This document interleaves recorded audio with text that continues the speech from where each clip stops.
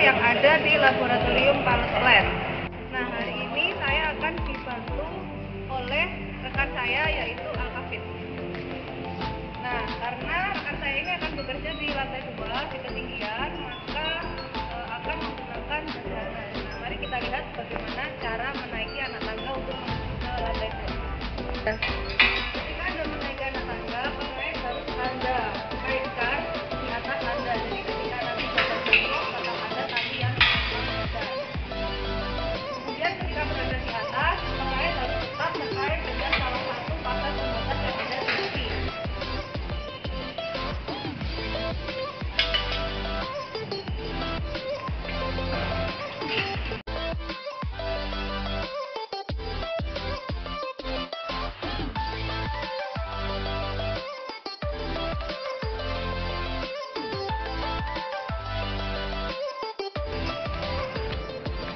Untuk konfigurasi co-current yang harus ditutup adalah pertama V2, selanjutnya V4. Untuk menutup pastikan arah putaran ke arah kanan sampai dengan full. Begitu juga dengan V2. Berikutnya untuk konfigurasi co-current, V7 harus ditutup, sedangkan V3 harus dibuka. Untuk membuka, arahkan valve dengan putaran ke arah kiri sampai dengan full.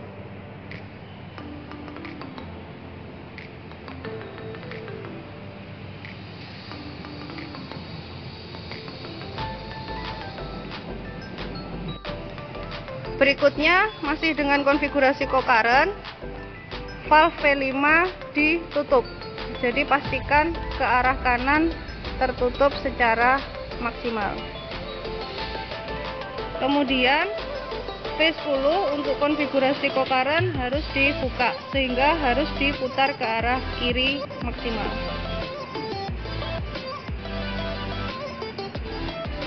Berikutnya yang harus ditutup adalah V6, aliran untuk fresh water. Karena kita dikonfigurasi co-current, maka V6 harus ditutup. Jadi pastikan bukaan ke arah kanan maksimal. Berikutnya untuk kondisi valve yang ada di bawah, untuk konfigurasi co-current yang harus dipastikan dalam kondisi terbuka adalah V19. Ya, ditandai dengan searah dengan arah aliran, berarti valve-nya terbuka, dan juga V20. Valve ini harus kondisinya terbuka karena merupakan luaran untuk kondensat.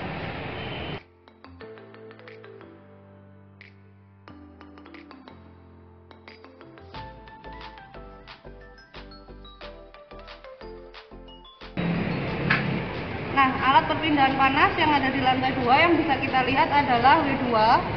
Ini adalah cooling film evaporator yang merupakan pusat terjadinya proses evaporasi.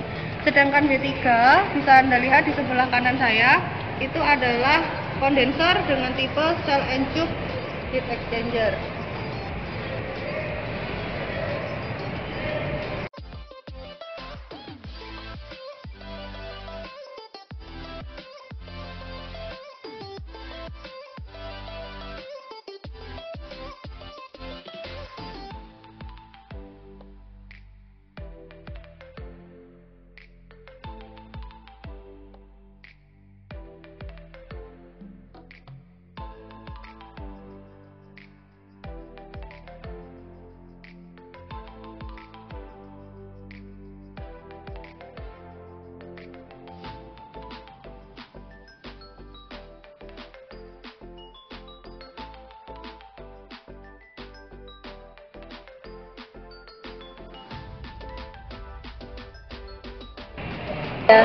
Nah, setelah konfigurasi valve sudah diatur, maka sebenarnya Anda bisa menyiapkan umpan dulu atau bisa menyiapkan valve-nya terlebih dahulu.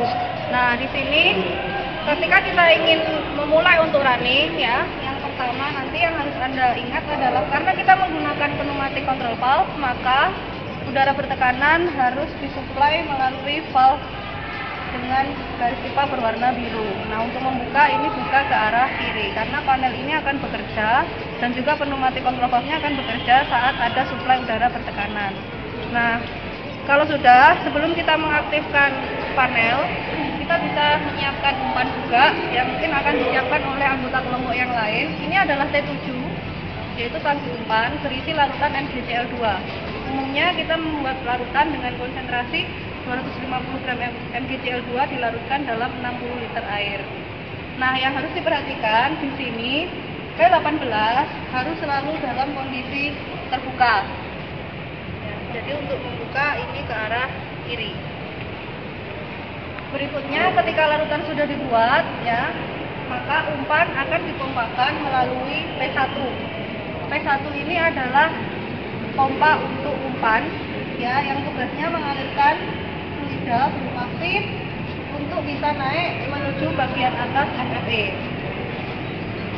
Untuk mengatur laju alir umpan, Anda bisa mengaturnya melalui bagian ini.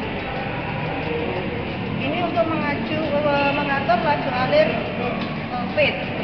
Sedangkan laju alir feed sendiri dapat dilihat di flowmeter di sebelah kanan saya. Jika diperhatikan, ya, di sana skalanya adalah dikali 100. Jadi misalkan kita set di 1, itu artinya setara dengan 1 kali 100, berarti 100 dengan satuan liter per jam. Berikutnya, saat umpan sudah dipompakan, ya. Oh ya, untuk pengaktifan pompa semuanya dikendalikan dari panel. Untuk penjelasan tentang operasi yang di panel akan saya sajikan dengan tim nanti di video yang berbeda. Jadi jangan lupa ikuti video kami selanjutnya. Kemudian setelah nanti feed memompakan, setelah pompa feed aktif, ya, feed akan masuk di bagian bawah evaporator. Kemudian proses evaporasi terjadi. Inilah tangki separator.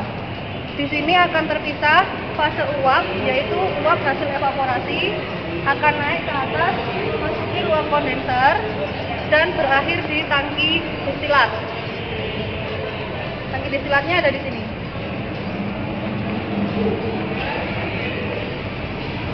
Ini ada tangki destilat. Ya, kalau di closet ini T3, ini T4.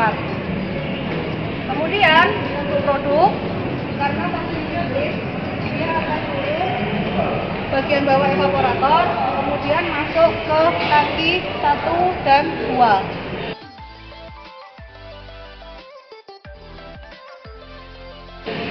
Saat sampling, Anda nanti akan menggunakan T1 karena harus mengukur laju alirnya.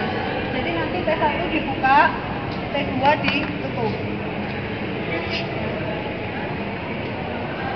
Ini nanti ditutup, kemudian yang satunya dibuka. Ketika sampling sudah selesai, kembalikan ke kondisi awal. T1 ditutup, T2 dibuka. Kenapa? Karena produk nanti akan terus disirkulasi. Jadi jangan sampai umpan habis, tidak bisa memasuki proses. Ya.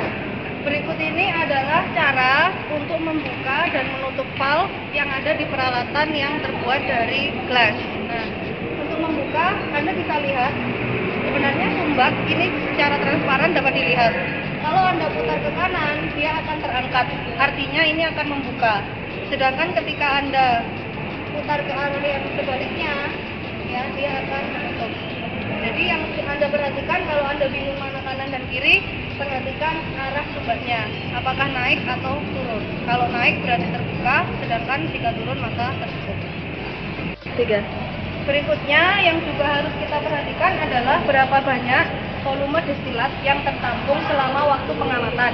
Jika di kelas saya, atau mungkin ada dosen yang lain, rata-rata kami menggunakan patokan waktu 10 menit. Nah, jadi karena destilat ini volumenya tidak banyak, tidak seperti di produk, maka laju alirnya dapat diketahui dengan Anda menampung seluruh destilat dalam kurun waktu tertentu. Jadi, posisi dari valve yang berada di bagian tangki bawah destilat harus selalu tertutup. Ini baru boleh dibuka saat waktu pengamatannya selesai. Nah, ini saya contohkan ya bagaimana membukanya. Ini Anda lihat, ketika saya putar ke kiri, dia masih mengeluarkan sisa destilat dari hasil proses yang mungkin dilakukan oleh praktikan sebelumnya. Nah, ini yang nanti harus Anda tampung sebagai volume destilat dan dicatat berapa volume yang tertampung. Ya, berikutnya adalah satu titik sampling juga. Selain ada feed, ada produk, ada destilat, yaitu kondensat. Nah, kondensat keluar dari pipa yang berwarna hitam. Walaupun ini laju alirnya tidak terlalu banyak, tapi suhunya cukup tinggi, jadi harus menggunakan sarung tangan tahan panas. Nah, nanti kondensat akan keluar dari selang yang berwarna hitam. Yang dicatat di sini adalah laju alir dan juga suhu. Anda tampung, kemudian Anda ukur menggunakan termometer. Berikutnya titik sampling, selain ada volume destilat tertampung, suhu kondensat dan laju alir kondensat, berikutnya adalah konsentrasi umpan. Konsentrasi umpan ini di awal sekali harus dianalisa, kemudian ketika destilat menetes pertama kali ya juga harus dianalisa. Nah, setelah 10 menit setelah destilat menetes juga harus dianalisa. Seperti itu seterusnya sampai dianggap variabel pengamatannya cukup. Yang harus disampling di sini, Anda bisa mengeluarkan nanti sampelnya dari P12. Dari P12 ini Anda bisa keluarkan sampelnya, Anda tampung. Kemudian yang harus dianalisa nanti adalah densitas dan juga konsentrasi. Densitas Anda gunakan pikrometer, untuk konsentrasi menggunakan metode titrasi. Jadi di umpan ada dua, yaitu densitas dan konsentrasi. Laju alir tidak perlu dicari lagi karena sudah terbaca di flometer. Kemudian yang berikutnya untuk produk, mengambilnya nanti dari T1, dibuka di bagian bawah, ya di sini, dengan kondisi valve bagian atas juga harus terbuka. Nah, yang dicatat di sini adalah laju alir, densitas, dan konsentrasi. Jadi yang dicari konsentrasinya cukup di umpan dan juga di produk. Kenapa di destilat dan kondensat tidak? Karena kandungannya 100% air. Jadi tidak perlu dilakukan titrasi pada dua titik tersebut. Berikutnya untuk melakukan evaluasi neraca energi, Anda harus mencatat semua kondisi operasi, dalam hal ini adalah suhu. Nah, untuk TI 1, 4, 6, 7, 8, 10, dan 14 dapat dilihat di panel. Nah, caranya ketika misalkan Anda ingin membaca TI 01, arahkan panel ke arah TI 01, maka display akan menunjukkan bacaan suhu di TI 01. Nah, yang tidak ada di panel itu adalah TI 11 dan 12. Untuk TI 11 yaitu indikator suhu yang berada di bawah tangki separator untuk menuju ke tangki produk, itu bisa dilihat secara manual. Nah, jadi dibacanya di sini. Ini TI 11, jadi tidak ada di panel.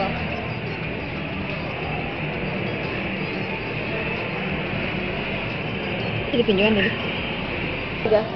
Kemudian ada lagi satu indikator yang dibaca secara manual, indikator suhu, yaitu indikator suhu sebelum tangki destilat, yaitu di TI 12. Nah, jadi 11 dan 12 itu dibaca secara manual. Dan satu lagi, suhu kondensat. Maka harus menyiapkan termometer untuk mengukur suhu kondensat. Nah, setelah semua konfigurasi valve yang kita kondisikan di awal dianggap sudah benar dan aman, maka steam dapat dibuka melalui katup steam utama. Ini adalah katup steam utama yang membuka harus menggunakan sarung tangan tahan panas ya. Sama seperti konfigurasi valve yang lain, ketika yang dibuka maka diputar ke arah kiri. 3. Demikian penjelasan kami tentang cara kerja alat cooling film evaporator yang ada di lab Pilot Run. Semoga bermanfaat dan saya ucapkan terima kasih kepada Bu Ernia, Bu Cucuk, dan Pak Kafid yang sudah menemani. Terima kasih.